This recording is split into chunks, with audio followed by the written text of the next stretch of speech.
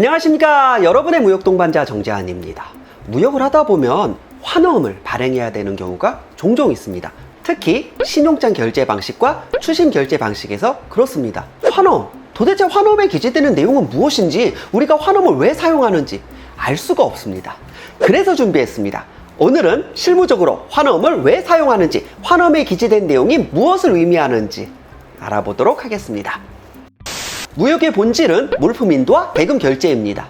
매도인은 계약된 물품을 잘 인도하고 매수인은 계약된 대금을 잘 결제하면 무역은 종료됩니다. 전혀 어렵지 않습니다. 매도인과 매수인, 수출자와 수입자죠. 이 둘이 서로를 잘 알고 신뢰할 수 있다면 매도인은 서류를 직송해서 슝 보내주고 매수인은 송금으로 대금을 슝 보내준다라고 하면 전혀 문제될 게 없습니다. 우리는 이것을 쿨 거래라고 합니다. 하지만 당사자가 서류를 직송하고 대금을 직접 송금받는 이런 쿨 거래가 그렇게 쉽게 이루어지지는 않습니다. 그래서 은행을 개입시킵니다. 은행을 통해 서류를 전달하고 은행을 통해 대금을 결제받는다라고 하면 안전하지 않을까? 비록 은행이 개입하는 만큼 수수료가 조금 더 증가하고 은행이 개입하는 만큼 절차가 조금 더 복잡해지기는 하겠지만 어찌됐건 은행이 개입을 하면 무역 자체는 안전해지지 않을까? 매도인과 매수인 양쪽에게 말이죠. 그래서 등장한 것이 추심 결제 방식과 신용장 결제 방식입니다. 추심 방식은 은행이 매수인에게 서류를 전달하고 대금을 결제받아 이 대금을 다시 매도인에게 전달합니다. 신용장 방식은 은행이 책임지고 매도인에게 결제를 하고 서류를 매수인에게 전달합니다. 추심 방식과 신용장 방식의 큰 차이점이라고 하면 추심 방식은 매수인에게 대금을 결제받아서 매도인에게 전달해 준다는 것이고, 신용장 방식은 은행이 책임지고 매도인에게 결제를 한다는 것입니다. 그래서 추심 방식과 신용장 방식의 큰 차이점은 은행이 책임을 지고 매도인에게 결제를 하는지, 신용장 방식, 은행이 매수인에게 먼저 결제를 받아 매도인에게 전달을 하는지, 추심 방식, 이렇게 대금 결제의 책임이 누구에게 있는지 정도입니다. 결국 추심 방식이든 신용장 방식이든 서류 전달과 대금 결제에 은행이 개입을 하기 때문에 환어음이 예외 없이 요구됩니다. 사실 환어음이 없어도 업무를 잘 할 수 있을 것 같지만 형식을 중요시하는 은행의 입장에서는 환어음 없이 업무를 하는 것이 그렇게 쉽지만은 않습니다. 실무적으로 은행이 개입하는 추심 방식과 신용장 방식에서는 매도인의 거래은행과 매수인의 거래은행이 등장합니다. 물품 인도와 대금 결제는 매도인과 매수인의 1차 책임임에도 불구하고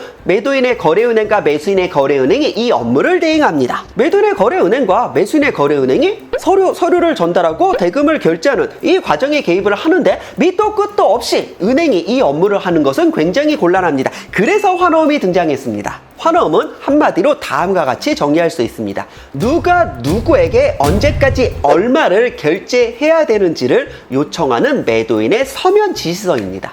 환어음은 그것을 발행하는 자 드로워, 대금을 최종적으로 결제할 책임이 있는 자 드로위, 그리고 대금을 결제받을 책임이 있는 자 페이이를 규정하고 있습니다. 해당 샘플을 기준으로 MK글로벌뱅크가 국민뱅크에게 선적일로부터 90일 이내 5만 불을 지급하라고 묶음사가 지시하는 서면 지시서입니다. 환어음을 보면 결국 누가 누구에게 언제까지 얼마를 지급하라는 것이 명확하게 기재되어 있기 때문에 은행은 이 환어음을 기준으로 자신이 대금 결제 업무에 참여할 수 있게 됩니다. 모든 지급수단이 그러하듯이 3대 당사자, 발행인, 지급인, 수취인이 중요합니다. 발행인은 실제 환어음을 발행하는 당사자를 말합니다. 매도인이 이 역할을 하고 추심 방식에서는 매도인을 추심 위례인, 신용장 방식에서는 매도인을 수익자라 표현합니다. 샘플을 기준으로 우측 하단에 기재되는 묶음사가 매도인이자 환어음의 발행인이 됩니다. 그리고 대금을 지급하는 자, 채무자인 지급인과 대금을 지급받는 자, 채권자인 페이이가 명시되어 있습니다. 지급에는 신용장 방식에서는 매수인의 거래은행, 개설은행이 되고 추심 방식에서는 매수인 본인이 지급인이 됩니다. 그래서 추심 방식에서는 매수인이 채무자로서 결제를 하면 이것을 매수인의 거래은행, 추심은행입니다. 추심은행이 받아서 매도인의 거래은행, 추심위례은행이죠. 추심위례은행을 통해 매도인에게 전달하는 개념이 됩니다. 샘플을 기준으로 좌측 하단 to 다음에 기재되는 당사자 MK글로벌뱅크가 지급인이 됩니다.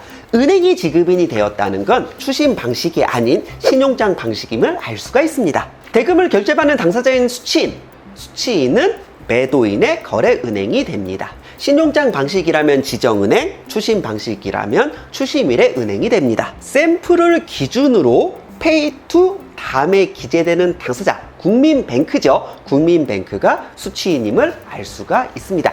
그래서 이 환원만 놓고 보면은 MK글로벌뱅크가 국민뱅크한테 지급을 하면 이 국민뱅크가 다시 매도인한테 그 환원 금액을 전달하는 거겠구나 라는 것을 알 수가 있습니다. 즉 이 환원을 기준으로 매도인의 거래은행인 국민뱅크와 매수인의 거래은행인 MK글로벌뱅크가 업무에 참여할 수 있게 됩니다. 추가적으로 at 뒤에 기재되는 기간은 환원의 만기를 의미하고 90 days after BL date이기 때문에 선적일로부터 90일이 환원의 만기일이 됩니다. 중간에 value received and charged to account of 다음에 오는 당사자가 대금을 최종적으로 정산하는 그 당사자를 의미하기 때문에 신용장 방식에서도 추심 방식에서도 매수인이 기재됩니다. 최종적으로 정리를 하겠습니다. 아니 왜 추심 방식이든 신용장 방식이든 은행이 업무를 하는데 환어음이 있어야 됩니까? 환어음에 은행이 할 수 있는 업무가 나와 있기 때문입니다. 자, 뭐라고 나와 있습니까? 5만 불을 선적일로부터 90일까지 MK글로벌이 국민뱅크한테 지급을 해야 된다라고 묶음사가 지시를 하고 있고, 그리고 이 금액은 최종적으로 고시나라가 정산을 할 것입니다. 자, 그러면 뭘 알 수가 있습니까? 묶음사가 환어음의 발행인 매도인 고시나라가 최종적으로 정산을 해야 되니 매수인, 그리고 MK글로벌뱅크가 매수인의 거래은행 개설은행, 그리고 국민뱅크가 매도인의 거래은행이 됨을 알 수가 있습니다. 그리고 지급인이 은행으로 되어 있기 때문에 신용장 방식임을 알 수가 있습니다. 이 환어음이 있기 때문에 국민뱅크와 MK글로벌뱅크가 업무에 참여할 수 있습니다. 그래서 환어음은 결국 누가 누구한테 언제까지 얼마를 지급해야 되는지를 명시하는 서면 지시서이기도 하지만 누가 채권자이고 누가 채무자인지를 명시하고 있기 때문에, 즉 누가 대금을 결제하고 누가 대금을 수령하는지를 명시하고 있기 때문에 은행이 이 당사자로서 업무를 할 수가 있겠구나. 형식을 중요시하는 은행의 입장에서는 이 환어음이 없으면 업무에 참여하는 것이 매우 곤란한 상황이 될 것입니다. 물론 최근에는 환어음이 발행됨으로써 인지세 문제가 발생하고 각 국가의 어음법이 적용되어서 절차가 복잡해지는 그런 문제 때문에 신뢰를 기반으로 환어음을 생략하는 그런 분위기가 늘어나고 있기는 하지만, 어찌 됐건 우리나라도 그렇고 많은 나라들이 여전히 환어음을 대금 결제 업무에 있어서 계속하여 사용하고 있습니다. 여기까지가 우리가 도대체 왜 환어음을 사용해야 되는지, 그리고 환어음에 있는 내용이 도대체 뭘 의미하는지를 설명을 드린 것이고, 환어음의 양식과 상세한 해석에 대해서는 이미 기존에 촬영된 영상이 있기 때문에 이 영상을 확인하여 주시기 바랍니다. 저는 다음에 더 좋은 영상으로 찾아뵙겠습니다. 안녕!